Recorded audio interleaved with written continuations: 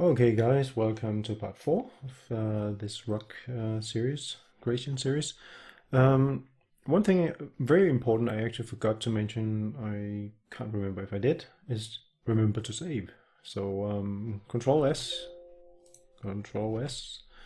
and make sure to save very often because Zbrush does seem to like to crash. So just a word of warning. So let's create a folder of that and maybe even create now this is actually called Zbrush well, but anyway, I would call this test folder 02. Okay, so with that out of the way, what I wanted to address also in this video is the alphas, because let's say we wanted to add at this point some details, some smaller details, and that's definitely something you would add in order to get this to look nice. So what I usually do is to use some predefined brushes. So I have some from which I downloaded, and you can make them yourself, and I will dedicate next series, next episode to on how to start creating some of them, because while you can definitely download them somewhere, I think it's worth looking into how to create some of them yourself. So it's basically just a number of alphas you can use, so to smack onto your model, and just gonna do this for a few places, so you can see it starts to look like a rock.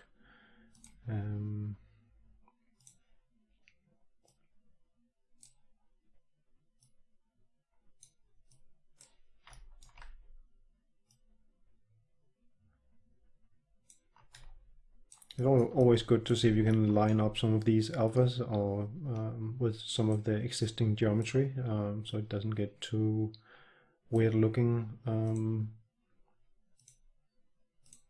So some spots as well we can add. They are pretty unnoticeable in the final render, so it's not really necessary. Another way of doing this is actually just by using the noise, which I prefer actually to use.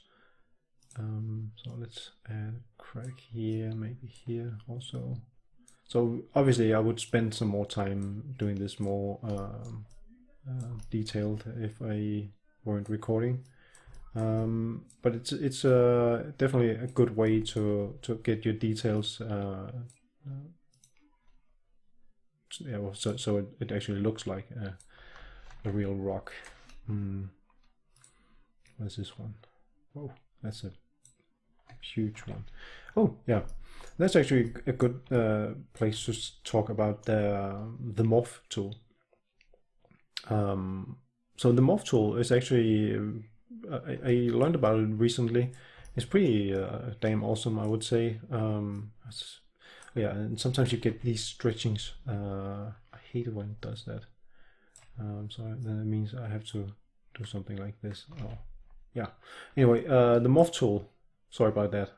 If you don't pay close attention to when you do this drag out, you might get some crumbling effects somewhere, which is not going to look good.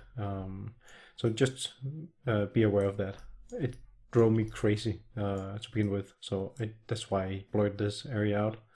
So I'm not entirely sure when it happens, but I think it's if I have a weird high angle when I drag this out, it's gonna create them. Anyway, let's say we move to this area here, for example, and I want to get some detail on, but I wanted to control where exactly it lands, and that's where the morph comes in very handy. You can find it on the Morphtarget, and you can press this button called Store Morphtarget. I actually have it up here as well, so it's easy accessible. So if you press this one, it saves a snapshot of how it looks like. Now, And that means that if I, for example, drag out a pretty hardcore brush like this one, but I only want it to be visible on this area here. I could have masked it out before, but that would maybe take a little bit more time. But then I can use the Morph tool, which is also standard found here. Morph somewhere. Morph. Yeah, well, it's somewhere, so I'm just going to select it here. And then I can paint over this area. You can see now it's gradually taking it back again. So it's removing it back to the state it was before. So it's a good way of trying to control what goes where. So if we drag out this one again and maybe set the C intensity really low, and then use the Morphtarget again, and I can kind of control where I want this to be. It actually needs to go really, really low. I don't know why it went up again. So it's a good way. I use this pretty often when I need to add some detail. I don't want it to affect something on the other side as well. So I'm not going to be doing any more details for this. Just wanted to point out that it's probably at this point it's good time to start adding these. Maybe a little bit too early, but it's good place to start adding your alphas. And one last thing I might want also to add to this is that I use often the noise generator. It's found on the surface.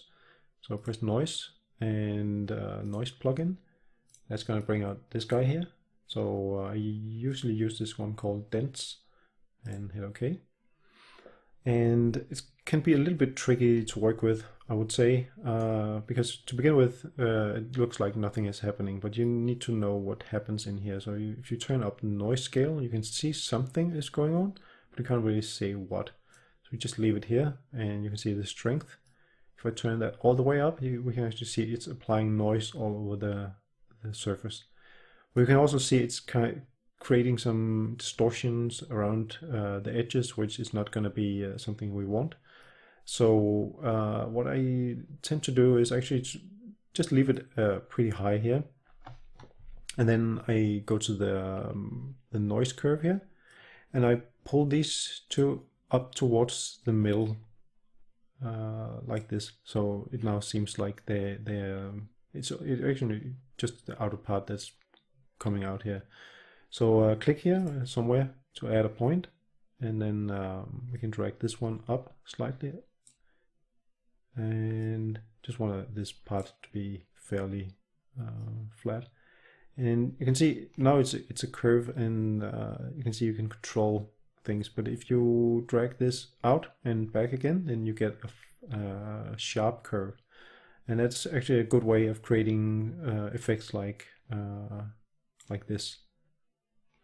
You still have these areas out here which will stick out, and actually in this case I would probably use, since I probably want some of this, I would probably have to use the Morph tool again to get rid of them. So at this point I could do that, or I could do something else. I could press OK, and it shows how this is actually a preview, so it's not applied yet. But instead of applying this to the mesh, I can mask by noise, and that creates a mask for me. So from here on, I can do a few things. I can, for example, take just a standard brush and paint over it. I can take the move tool and maybe take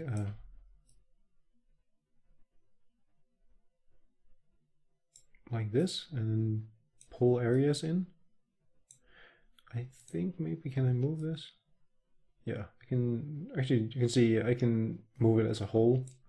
This might cause some oddities because it's pretty sensitive.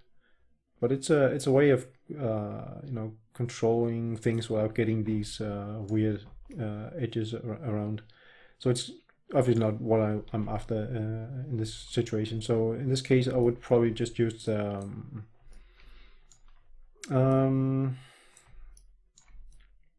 would probably just locally use the move tool to kind of push some areas in, because I'm not necessarily after wanting to have these dents all over the place. And in case I do want them all over the place, I would actually probably let's see, I would probably apply it to the mesh, actually. And by the way, you can see I have view mask. I can turn view mask off, but I still have the mask. So it's a good way to see what you're doing. And view mask is found under masking. View mask. Where is it? Here it is.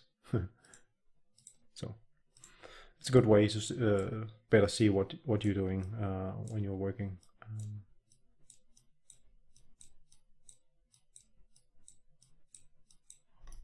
Yeah, as you can see, it's a good way of whoops, that's a bit too much. Adding some fine details pretty quickly. Whoa, that was a bit too much. Okay.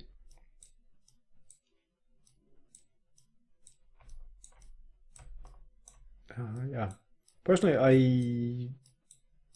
I think it's a bit annoying to have to do this, but it gives somewhat more control over which areas gets what. So I definitely think it's worth taking the time to go through your model and whoops.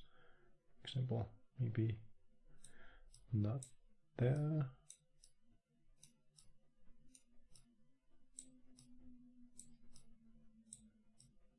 Yeah, well, let's say this is okay for now. But yeah, that's it for this video. I hope you picked up some useful techniques. In the next, we are gonna be taking a look at how we can create some of these alphas ourselves, and how we can put them to use as a brush, as I have here. So I believe, by the way, I should credit Jonas1 or something he was called. I think he's a Swedish guy that made them. They are really, really nice, and they can be found on Gumroad. I don't have the link right now, but just search for rock brushes for Zbrush and his name will definitely show up. They are really cheap and they are really, really good. So I would highly suggest you do that. So that's it for this video, guys. Be seeing you in the next, and bye bye.